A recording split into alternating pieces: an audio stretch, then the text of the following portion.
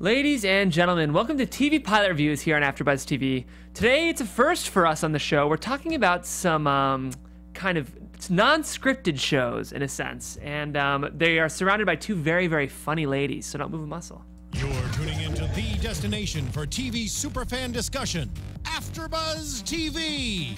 And now, let the buzz begin.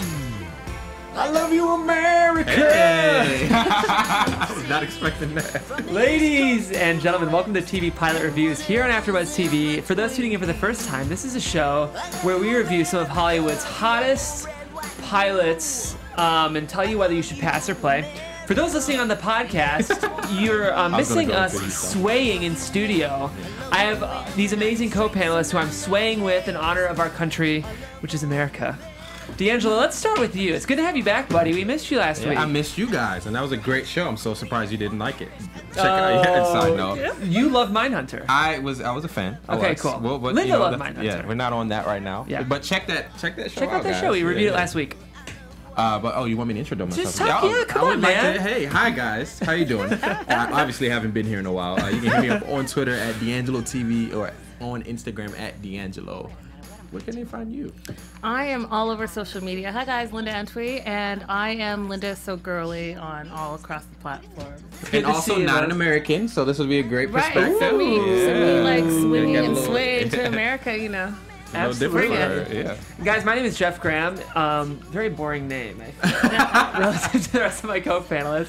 But if you guys want to find me online, you can do so at Jeffrey C. Graham. We're missing our friend Sam Davidson. We need to come home, all right? We're sick and tired of you not being here. Especially because I feel like Sam would have loved this show. Wait, just listen. Epidemic of cops murdering unarmed black teenagers. There you go. That sums up the show. That's our very own Sarah Silverman talking about privilege and race and politics in our country, the United States of America, because we're going to be talking about two shows today. We'll first be talking about her show, which is Hulu's new show, I Love You, America, of course, centered around Sarah Silverman. And then we'll be talking about Amy Sedaris' new show, At Home with Amy Sedaris. So the reason I put both of these shows together is because I think they're both kind of meditations on very popular talk formats, but they're trying to do something different with what we're very, very used to. That being said, they're not super new. Sarah Silverman's show premiered on October 12th, and Amy Sedaris' show premiered on October 24th, but I thought it'd be nice to pair them together because I think there's a lot of kind of similarities in the objectives of both of these shows. I want to start by talking, though, about Sarah Silverman's show. Again, this show is called I Love You, America. It premiered on October 12th, and it is her earnest attempt to try and create a late-night show that really tries to bridge the political divide between the left and the right in our country. DeAnjilo and Linda, what did you think of this show? You first, Linda. Oh, I'll be first. I thought it was entertaining for sure, and I get that she is bringing like unity, and you know what I got from it mostly was I am kind of maybe a little bit of a bleeding liberal, and I live in a liberal cocoon, right? And I think having the discussions is going to be important. Having discussions with people that think differently than you, and not necessarily having it be combative, but agree to disagree. Yeah, I will say Sarah Silverman is someone who's always around from a content standpoint, but not someone I consume usually, but I'm very familiar with her and her works. Right. So this is my opportunity to kind of divulge in that a little bit. Yeah. I appreciate what she's attempting to do. I would also say that I feel like she's accomplishing it to an extent. It's just some stylistic things that had me feeling certain ways. So I dived on like, oh, I like that, and I didn't like that. Yeah. So the mission and the vision of it is clear. I think she accomplished most of it, and I appreciated it. Yeah, I'm like on a very similar page as both of you, and I think I liked it a lot more. It sounds like I do agree. I think the pilot was a little messy. I think it's got a lot that it does need to kind of figure out. I think it did take a couple diversions. I don't know if we needed 5 minutes. Oh, this is. I'll save it. There was one segment at the beginning that I'm not sure we needed 5 minutes of at the very beginning of the show. But that being said, I really, really loved it. And I think what I'm loving about it is I I do think she's earnestly attempting to do something that no other late night show has done. I mean, I'm also someone who admittedly like loves John Oliver, but I'm probably kind of contributing to the problem of this diametric conversation around politics. And I have to applaud her for what I think is a really beautiful, at least attempt to bridge the gap. And granted, I've been a Sarah Silverman fan for a long time. I do think she's a very open-hearted, empathetic person who really... I feel like there's some Hollywood people who want to make a difference. And this is hilarious, guys. I'm wearing the wrong headset. I just have to say, for those listening on the podcast, sometimes I just wonder how I'm working in media because I'm just like such a... Just give me 2 seconds. Because you're the man, Joe. I love you guys. You are. You're killing it. And we can hear we're you. proud of you. We support you. Yes. Oh, that's And you are much better. We Now all you hear make yourself. mistakes. Now you hear us. Now I which can is hear great. everyone. But I just really like Sarah Silverman, and I think even though a lot of things maybe didn't work as well as they should have in this pilot, I really came away thinking I'm very excited about this show, and I'm a definite play for this show. I don't know about you guys. Are you pass or play? You're first. Okay, wait. Can we define pass or play to me again? Yeah, so pass is just like not worth watching a second episode. Right. Play is like I'm going to keep watching. Okay, it's worth watching. I'm not going to keep watching. Fair enough. But it is, I will give it a play because, again, the topic in which she's trying to address is very necessary. Yeah. And I appreciate the nuances that she attacked. Mm-hmm. I personally would like to consume this topic from someone else. Yeah. But I can appreciate this, and I think Sarah Silverman, her name pulls certain... I know this is a long-winded explanation, That's fine. but No, that's all right. Sarah Silverman, her name pulls certain type of people that need to hear this. Yes. And if freaking, I don't know, Bill O'Brien did it would pull a certain type of people that also need to hear it. Yep. I think different people in each side of this industry need to do this in their way. Right. And so when it comes to this aspect, which is kind of like the liberal, like extremely liberal, like feminists, some, like I'm trying to generalize here on her market. Right. They also need to hear this because everyone needs to be centered a little bit. Right. And I'm glad you brought up that point because I do want to have a conversation of, is she going to accomplish her goals just by nature of who she is? We don't have to talk about that yet. Yeah. But Linda, are you a pass or play on the show? I'm going to say I'm a play, and the reason why I'm a play is because I want to support more of this. I think that the dialogue needs to be had in this country, and I think that she, like Dee said, pulls in a specific crowd, and I think that even though this is a political type show, you're going to get a lot of the millennials pulled into this because of all the stuff that's going on, and it's kind of fast-paced, even though it's not a fast-paced show. There's just so much in it that you're going to get this, and you're going to get this. And, oh, by the way, we're talking about politics and division and race and feminism and all that stuff that needs to be talked about. So I'm going to say I'm a play. Cool. Well, let's talk, of course, after our pass or play segment, we always talk about the development of the show. Yeah. With a show like this, there's less kind of to talk about because normally we're talking about an entire cast and an entire team. But as with any late night show, the anchor and glue of the show is the central person themselves. So in this case, it's Sarah Silverman. This is something she's actually been wanting to do for a long time, and she's been trying to find the right platform for it, which of course Hulu picked it up. But her quote is she's saying, "I was looking to connect with people who may not agree with my personal opinions through..." I'm just going to read it exactly as she said it because I'm doing a bad job reading today. Silverman is looking to connect with people who may not agree with her personal opinions through honesty, humor, and genuine interest in others, not taking herself too seriously. While it's great to connect with like-minded people, Silverman feels it's crucial now more than ever to connect with the unlike-minded. That's a really interesting point. I really like the intention behind it. What's interesting is I feel like this is Hulu's kind of first late night show. Yeah. Have you guys watched any other like streaming like talk shows? Like late night, like non-daily show type things? Yeah, so like Chelsea Handler has a show on Netflix. Okay. Have you guys seen her show at all? I've seen an episode. Okay. They also, because there's also another talk show on Netflix now too, and I can't. Oh, Bill Nye, I guess, has a show on Netflix too, but that's not exactly a talk show. But it's interesting to watch the streaming platforms try to enter the late night game. Yeah. Because for so long, it's just been a network TV staple. Yeah. But then, like HBO got Bill Maher, and Yeah. then TBS has Samantha Bee and Conan, but it's just like every medium's adopting their own version of sort of what the late night show is. Yeah. I mean, that's not a bad idea in my opinion, and it's just, the network is so financially focused, they aren't able to be as creative as you would like. Yeah, You true. know what I mean? Even when we saw Colbert go from Comedy Central to CBS. CBS. Yeah. CBS, and you know the genius that he had in Comedy Central, at least in the beginning. I think he's come a long way since, but we lost a lot of that. I agree. Yeah, I kind of likened it to like a great punk rock band starting to play elevator music with Stephen Colbert from. I couldn't agree more. Yes. So again, like all of my critiques will not be about her vision behind what she's trying to do. That's fair. It's just the delivery of it. Yeah. I'm curious to see what type of layout it will be, if it's going to follow the same format or if it's going to be different every time. Because I was reading online, so for this specific one, she started with the song and then she had her monologue, which was like her open. And just FYI, this is the part we're starting to get into spoilers. Sorry. No. Spoiler? You haven't done it yet. We just let them know. We're transitioning. Okay, we're transitioning. You did perfectly. And then she did the pre-tape, right, which was like a comedy bit. Yes. And then she had her guest, and then she did her little comedy bit. So I'm wondering if that's going to be the format. Like, is she always going to have a guest? Is she always going to approach a topic? Or is she going to streamline it? Because it did seem a little busy to me. Like, too many segments. And what am I focusing on? Like, what are you trying to tell me? Like, are we talking about feminism? Are we talking about those audience members and how we feel about that? Like, what are we talking about? And it was a satirical nature to it too, also making fun of the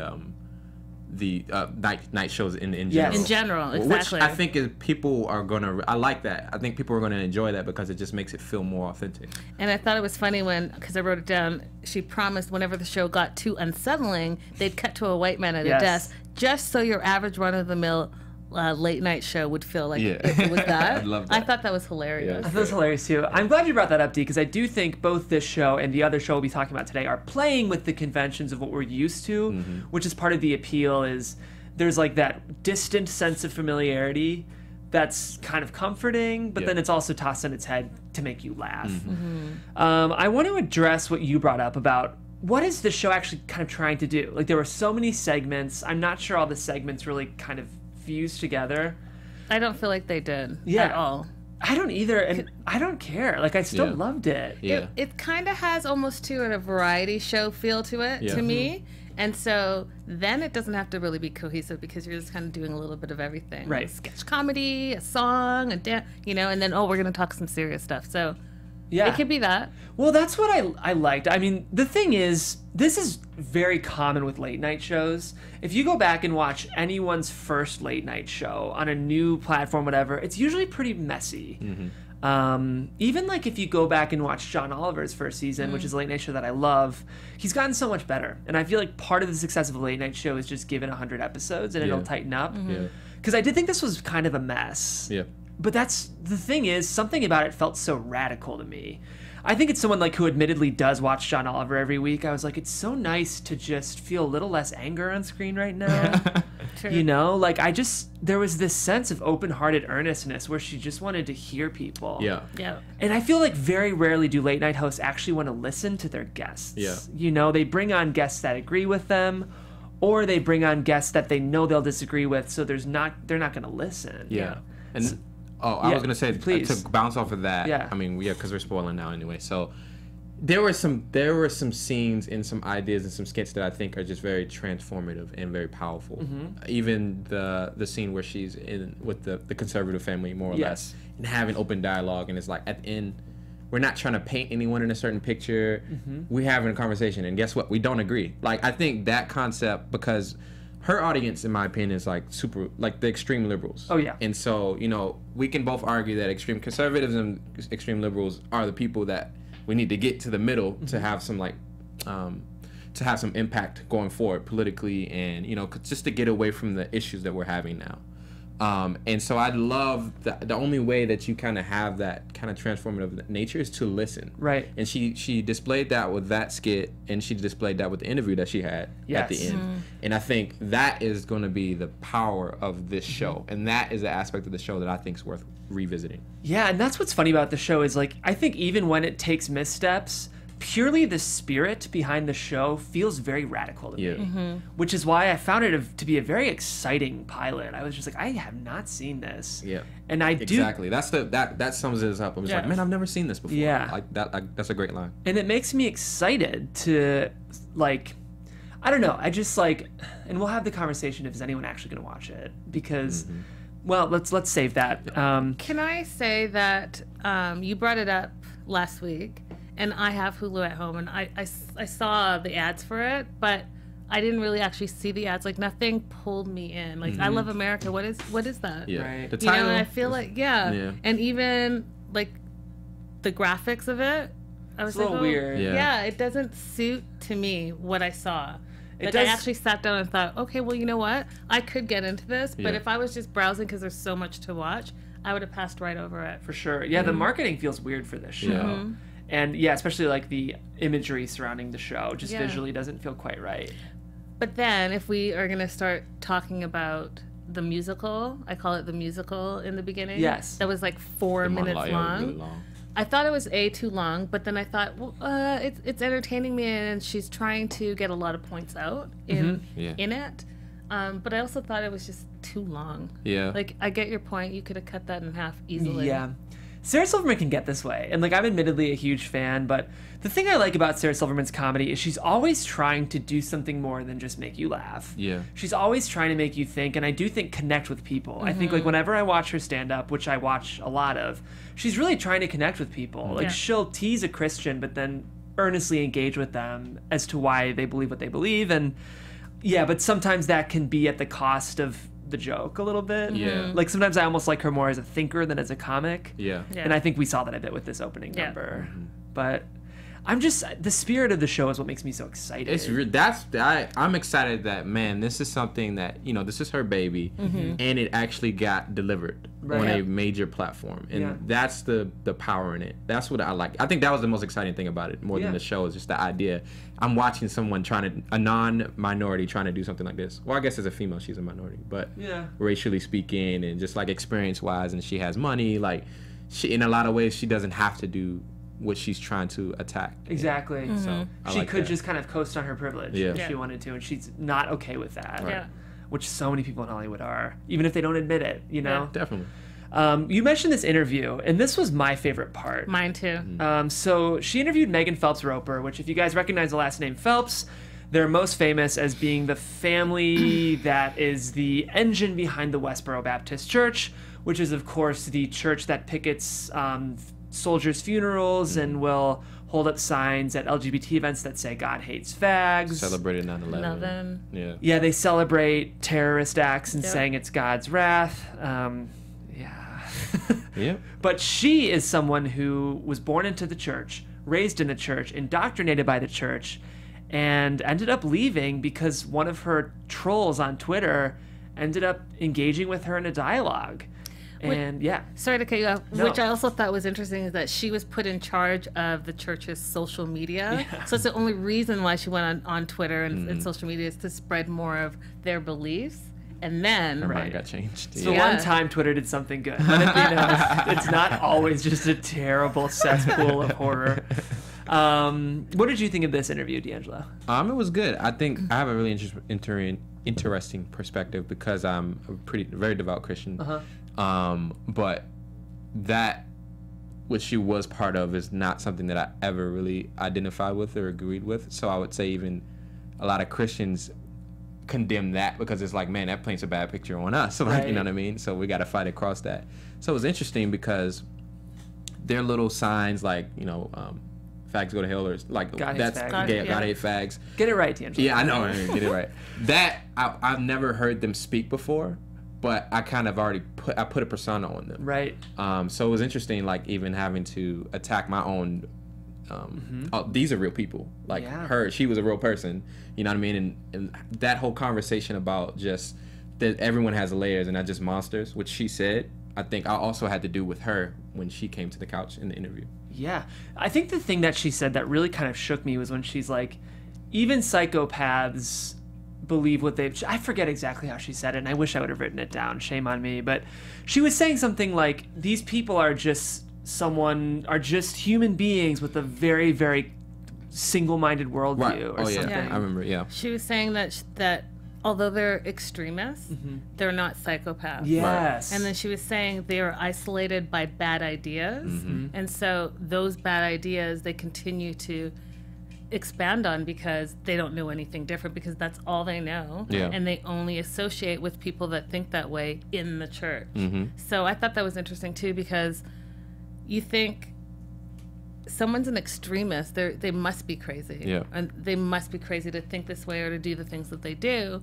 But then you see this girl, Megan, who, you know, is a young girl who thought that way for years, and then what did she say? She's been out of the church for 5 years. Yeah. And it's like she's done a 360. Yeah. What an eloquent person. I was like, what a beautiful representation of how people can change. And just what you said, extremists aren't psychopaths, or whatever that quote was, that's never a spirit that you would see on a late night show. A comedy late night show, the joke would be they are psychopaths. Exactly. Right. You know, And steer clear. Yeah, that's the fuel for every single late night show on TV, especially political ones. So for that sentiment to be kind of acknowledged in a late night show just did feel very radical to me. And I love the fact that they could have the conversation, and even if you didn't agree with either side, her or Sarah, it felt very neutral. Like I felt like I can make my own decision. Like, can people really change? And is this a conversation that we should be having? And the answer is yes to both of those. You know, so that's what I thought was beautiful also about the show. Yeah. Is that it wants to do more in this country where everything is being polarized by the president, polarized by people and race and all of it, that here's this person who is the celebrity that, again, like you said, she doesn't have to do this. Yeah. But it almost felt, at least for me in the pilot, that she wants to do this. Like, she wants to have these conversations, and she wants not only to learn herself, but to share that with us. Yeah. Well, I think one interesting thing and why it's important that someone like her is doing it is because we're talking about like pretty heavy stuff. It's also comedy. You know what I mean? And I think that's the best way to attack our country, is to entertain them but educate them. Yeah. Right. And so I also like that aspect of it. Is just like her quirkiness and her aspect of her as a comedian is also very much a part of this show, which is important to be able to dissect all the heavy stuff that's happening. And it's central to a late night show, right? That's what I like. It's like on one level she does want to have her version of the late night show, and so it needs to be funny. Yeah. Cool. Well, it sounds like overall we liked it. One of the conversations I want to have with you guys, though, is she wants the right and the left to both watch this show.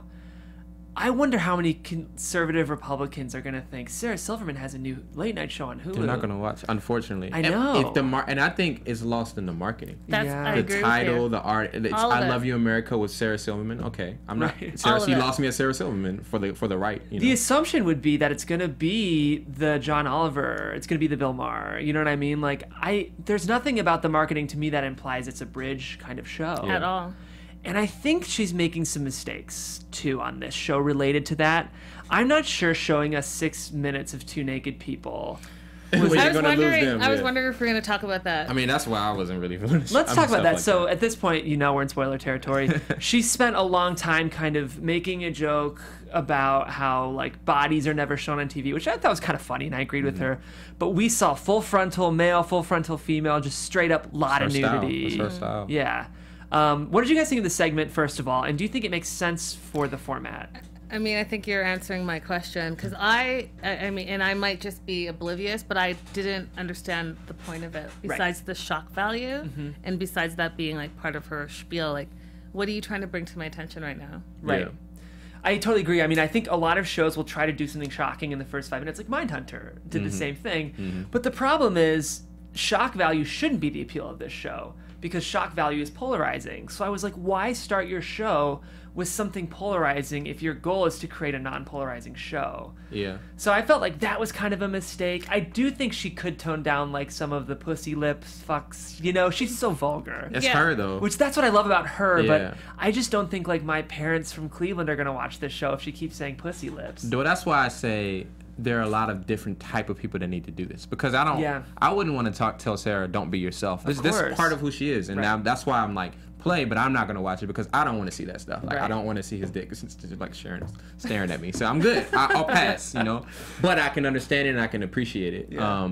But I think what I hope this show does, even if it doesn't last, is it inspires people on the other side who also at the end of the day want, what's the goal, like humanizing people and having progress. I'm hoping that it inspires them to want to do their version of the show so that the people who consume them for their name will also get the same type of lesson. And I hope that at the end of the day, it does create the dialogue, because I read somewhere online that made me think, like, if the cameras weren't there, would they still be having the same conversations? And I wonder, even here in LA, like, someone's super conservative, am I going to have that conversation with them that's uncomfortable? And then are we going to be able to agree to disagree? Right. I know. There is that element of, like, how real can it ever be when it's videotaped? But I think she's really giving it her all. Which, like, I have to applaud that. Yeah, yes. Agreed. Cool. So it sounds like overall we like the show. I actually already watched the second one, so and? I did. I liked it. Did it get better for you? Is it more cohesive? It wasn't more cohesive. Okay, it's more. She needs about 100 episodes. Yeah, she's still got to figure out what the show is. She has a lot of creative. Her own. This could be good but bad. She has a lot of creative control. Yeah, she does. And sometimes you need that outside voice to kind of hone it into. So. Yeah, I agree, but I'll be curious to see where the show goes. I think I'm going to probably be watching this show every week, though, so I'll keep you guys posted. That being said, we have any other last thoughts about I Love You, America? No. Cool.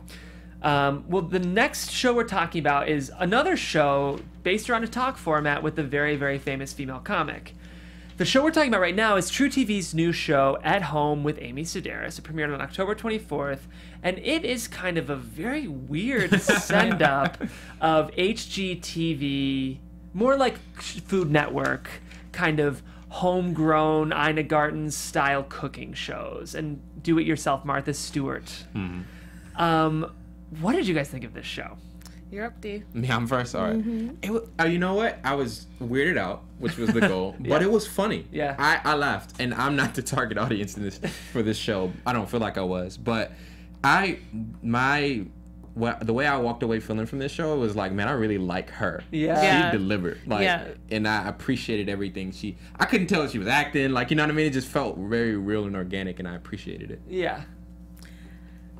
I thought it was hysterical. Good. I thought it was very, like, over the top, taking the stereotypes times 100. Yeah, throwing them down. And throwing them down. But knowing that she's smiling, like, from ear to ear, and she's loving it. Yeah. I thought it was hysterical. I wasn't really sure what was going on half the time, but I was like, ooh. Like, am I actually learning how to cook something here? Am I learning? But I did learn about all the different type of fish. She Weird. did. Are you guys pass or play? This is probably a pass for me. Yeah, it's definitely a pass actually.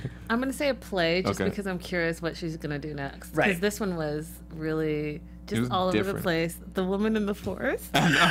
So weird. Everything. Both of these shows, I love the creativity. It's just like I love walking away and be like, man, I've never seen or thought or. It's just different. I think Hollywood needs that. I agree. Yeah. So online they're calling it a comedy series / talk show satire. Yeah. And so as soon as I read that after I watched it, I was like, okay, now that makes sense. That makes sense to me. For sure. I agree with you guys. It is funny though. On paper, I think I love everything about this show. In delivery, I'm not so sure. It's almost the opposite. Where Sarah Silverman's show I think was kind of messy, but the spirit enough carried me through to like it. I feel like this show is kind of messy. But what it could have been, I wanted it to be. Like, I wanted it to be so much more. Do you guys have any, like, experience with Amy Sedaris as a comic? No, it's my first exposure. I'm actually a huge Amy Sedaris fan. So I went in kind of knowing who she was. Her brother David is a very famous writer whose books I really like. And yeah, she's been on a lot. I mean, she was an improv girl. She came up in Second City with Stephen Colbert and Steve Carell. They actually had a show together. Wow. So she's been, if you look at her credits, you'll be like, oh yeah, I have seen her in that. She's got a nice arc in Unbreakable Kimmy Schmidt right now. She's definitely like a respected force in the world of the comedy community, especially the improv community. This show for me, I wanted it to either take on more of a point of view or be weirder. I wanted it to be either, because do you guys watch any Tim and... You wanted it weirder? Honestly, I did. I know. Could it even be weirder? Do you guys watch any, like, Tim and Eric? Like, the Tim and Eric Awesome Show? I know the lane. I know the vibe, yeah. So, like, I almost would have rather Adult Swim pick this show up, and they just go weirder. Oh, they went real weird. They would have gone really weird, but... I would have been more surprised, I think. It's hard because, like, I really like weird cringe comedy. Like, I actually love that stuff. And you should check out Tim and Eric. Like, I'll send you an episode that I think you should watch. Sometimes that show goes too far, where you're grossed out or scared or, like, sad or something. but it's taking the jump that I wanted to take. I don't know. I'm going to try to say this concisely, but I either wish it would have been more focused on parodying specific elements of those shows, or just gone a little further in the direction it wanted to go. That being said, there were moments I thought were hilarious, and I'm a tentative play because I agree. I'm curious to see what else the show will do. What was confusing to me was this.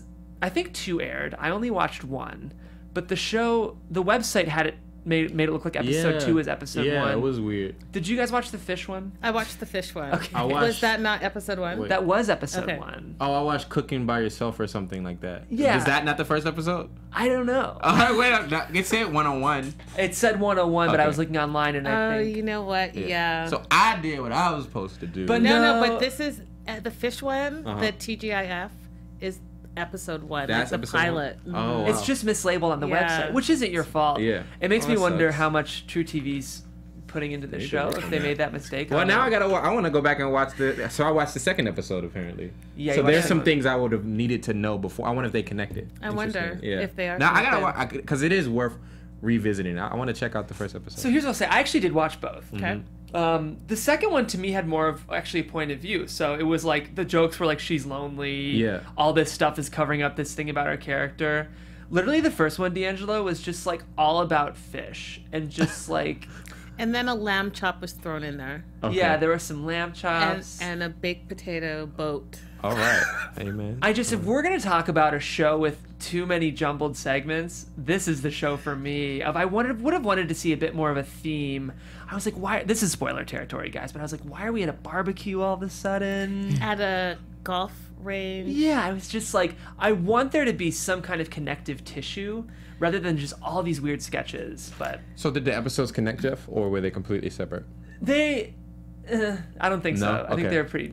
Different entities? they're both bananas. But And the first episode sounds like it was weirder than the second episode. I think, yeah, overall, because it didn't have as much of connective tissue as I was just saying. Interesting. But I mean, I will say there were some very, very funny parts to me. I just wanted it to be consistently more funny. But I did like some of the jokes in the forest. The forest one was hilarious to me because Yeah. it was so random and passive aggressive, and I was like, oh. It was very passive aggressive. Did you guys Yes. laugh more at the Sarah Silverman or this show? I probably laughed more at this show. Me too. Yeah. Yeah. Yeah, This show's probably funnier. It's funny. Yeah. because it's so outrageous. Yeah, it is outrageous. The knife guy. Yeah, I don't know about the knife guy. The knife guy freaked me out. I gotta watch it now. You can go back and I watch wanna- it. So what's the vision of the show? What is she trying That's to accomplish? what I think I'm a little lost on. Yeah. It's like are you trying to parody Martha Stewart or just do crazy characters? Like I wanted it to have a bit more of like a thesis statement, Yeah. I think. What do you think, Linda? I think that okay. So there's a couple things. I'm all over the place. Mm-hmm. So remember earlier I was telling you. So it reminds me, and I didn't watch the show, but I know like parts of it of Tracy Ullman. Yeah. It reminds me of that, like characters and like quirky and weird. So that part I liked. But reading about it after the fact, this is supposed to be kind of like her books but live. And I haven't read her books, so I don't know how true they are, but one of her books I guess is called Simple Times Crafts for Poor People, and it's co-written by the guy that directs the show. Okay. Paul and I'm gonna butcher this, but Danello.